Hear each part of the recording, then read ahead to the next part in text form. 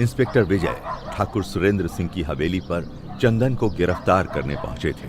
ठाकुर साहब, हमने सब पता कर लिया है। जब सागौन की लकड़ी की तस्करी के लिए पुलिस चंदन को गिरफ्तार करने आई थी, तब आपने उनको घूस देकर अपने बेटे को बचा लिया था। आपका बेटा चंदन 1 साल से गैर कानूनी तरीके से सागौन की तस्करी करता आ रहा है। ये रहा गिरफ्तारी का वारंट। इंस्पेक्टर, इसको अंदर करके आपको क्या मिलेगा? आप इसको जाने दीजिए और इस मामले को यहीं रफा दफा कीजिए। नहीं ठाकुर साहब, ये बात ऊपर तक जा चुकी है। हम इस पे ऐसे पर्दा नहीं डाल सकते।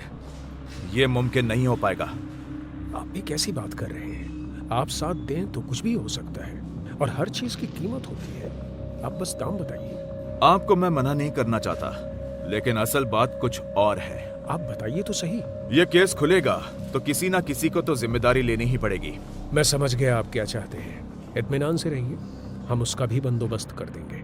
और फिर आपने उस बेचारे विनोद को इस केस में फंसा दिया। आपने मुझे बुलाया मालिक? हाँ विनोद, हमें तुमसे एक जरूरी बात करनी है। हमारा एक बहुत जरूरी काम है, करोगे ना? मालिक, आप बस हुक्म फरमाइए, मैं आपको निराश नहीं करूंगा। बहुत खूब, हमें तुमसे यही उम्मीद थी। अब देखो, मेरे लिए तो तुम और चंदन एक समान हो, पर आज वो मुसीबत में फंस गया है और तुम ही उसको बचा सकते हो। क्या हुआ चंदन भैया को? दरअसल बात यह है कि चंदन को पुलिस गिरफ्तार करके ले गई है किसी छोटे से केस में। मैंने उसको छुड़ाने का बंदोबस्त तो कर लिया है, लेकिन पुलिस के सामने किसी और को उसका जुर्म कबूल करना पड़ेगा। तो हमें लगा तुमसे ज्यादा भरोसेमंद आदमी कौन होगा। पर मालिक, तुम इतना मत सोचो, छोटा सा केस है। मैं सुबह ही अपने वकील से कह के तुम्हारी बेल करवा दूंगा और तुम्हारे घर 5 लाख का मुआवजा भी भिजवा दूंगा। भेंट के तौर पे रख लेना, तुम्हारा भला भी हो जाएगा और हमारे खानदान की इज्जत भी बची रहेगी। विनोद ठहरा सीधा साधा इंसान। गरीबी के चलते वो लालच में पड़ गया और आपकी बात मानने पे मजबूर हो गया। बेचारा और करता भी क्या, अपनी माली हालत से मजबूर होकर उसने आपके बेटे का जुर्म अपने सर ले लिया और जेल चला गया। आपने उसे जेल से छूट के वापस नौकरी पे रखने का वादा किया था, लेकिन आपने अपनी जुबान नहीं रखी। ना तो उसके घर पर वो रुपए भिजवाए, ना ही उसके माँ बाप की खोज खबर ली। 3 साल तक वो गांव वालों की जिल्लत और गरीबी की मार खाते रहे। जब विनोद 3 साल बाद जेल से छूटा और उसे ये सब पता चला, वो सीधा आपकी हवेली पे आ धमका। मालिक, विनोद तुम? मालिक, बाबूजी की तबीयत बहुत खराब है, उनका तुरंत इलाज करवाना पड़ेगा, हमारा पैसा दे दीजिए। तुम्हारे जेल जाते ही हमने 5 लाख रुपए तुम्हारे घर भिजवा दिए थे। अब क्या तुम्हें और पैसों का लालच आ गया है? ये कैसी बात कर रहे हैं आप? मेरे घर कोई पैसे नहीं पहुंचे, घर की हालत बहुत खराब है। आप अभी के अभी मेरे मुआवजे की पूरी रकम दे दीजिए। तेरी ये हिम्मत, हमसे धोखाधड़ी करने की कोशिश करता है? निकल जा यहाँ से, इससे पहले कि मेरा हाथ उठ जाए। धोखा तो तुमने मुझे दिया है। पहले मुझे झूठे केस में फंसाया और मेरी बेल नहीं कराई।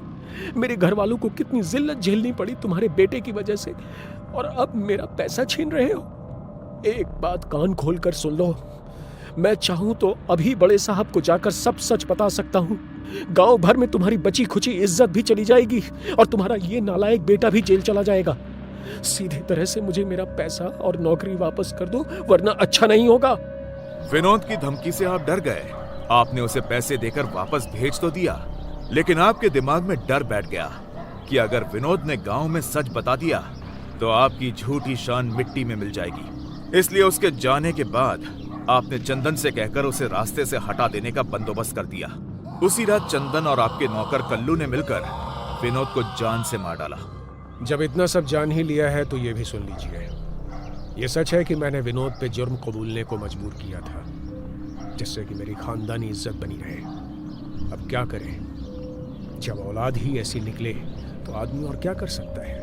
अपनी खानदानी इज्जत को अपने बेटे की छोटी सी नादानी से कैसे बर्बाद होते देख सकता था। मैं मानता हूं मैंने चंदन को बचाने के लिए विनोद को इस केस में फंसाया, पर मैं अपनी जुबान का पक्का हूं। अपने वादे के मुताबिक मैंने उसके घर 5 लाख रुपए भिजवा दिए थे, इसलिए आप ये नहीं कह सकते कि मैंने अपना वादा पूरा नहीं किया। विनोद के मन में पैसे का लालच आ गया था। जिस दिन वो जेल से छूट के आया, मैंने उसे दोबारा 5 लाख रुपए दिए। मैं इतना नीचे नहीं गिर सकता कि उसका खून करवा दूं। आपका ये इल्जाम सरासर गलत है। विनोद वो पैसे लेकर गायब हो गया। ठाकुर साहब, विनोद मर चुका है। ये रही फॉरेंसिक डीएनए रिपोर्ट जो हमने उसके पिता और उसके कंकाल के डीएनए से मैच की है। वो कंकाल किसी और का नहीं बल्कि विनोद का ही है। आपके ड्राइवर कल्लू और कीरत की बीवी जमुना के स्टेटमेंट भी हमारे पास हैं, जिसमें उन्होंने विनोद की हत्या के लिए आपके बेटे के खिलाफ बयान दिए हैं। कल्लू ने अपना जुर्म कबूल कर लिया है। ठाकुर साहब ये सब सुन के हताश होकर बैठ जाते हैं। साठे, कुछ लोगों की टीम को तुरंत शहर भेजो और चंदन को गिरफ्तार कर सीधे थाने लाओ। जी साहब। ठाकुर साहब, अब तक आप चंदन को कई बार बचा चुके हैं, लेकिन अब अगर आपने कुछ ऐसा किया तो मुझे आपको भी गिरफ्तार करना पड़ेगा। अगर चंदन यहां आए तो बेहतर यही होगा कि आप उसे पुलिस के हवाले कर दीजिए। उधर इंस्पेक्टर विजय के केबिन में। सर, उस कंकाल की गुत्थी तो सुलझ गई, अब बस ज्योति का पता लगाना है। कुछ सवाल अभी भी अनसुलझे हैं। विनोद के फोरेंसिक रिपोर्ट में 2 तरह की मिट्टी क्यों पाई गई? कल्लू और जमुना के बयान से तो विनोद को 2 साल पहले ही इमली के पेड़ के नीचे दफना दिया गया था। फिर ज्योति ने उस रात विनोद का खून होते हुए कैसे देखा? आखिर एक ही घटना एक ही जगह पे 2 अलग अलग समय पे कैसे घट सकती है? अब हरिलाल के घर पे काफी रात हो चुकी थी। हरिलाल सोने की कोशिश कर रहा था, तभी उसे बाहर से छन छन की आवाज सुनाई देती है, जैसे कोई औरत उसे पुकार रही हो। वो उठकर खिड़की से बाहर देखता है तो उसकी आवाज हलक में अटक कर रह जाती है। बाहर आंगन में कोई साया घूमता हुआ नजर आता है। ये तो वही औरत ज्योति है। लेकिन इस बार वो पहले जैसी नहीं लग रही थी। हरिलाल की सांस जैसे उखड़ जाती है। सर्द मौसम में भी पूरा बदन पसीने से तरबतर हो जाता है। ज्योति बाहें फैलाए उसके आंगन में खड़ी होती है। वो हरिलाल को इशारे से अपने पास बुलाती है। हरिलाल को जैसे कोई सम्मोहन हो गया हो। वो उठकर दरवाजा खोल के बाहर चला जाता है। कहानी जारी रहेगी।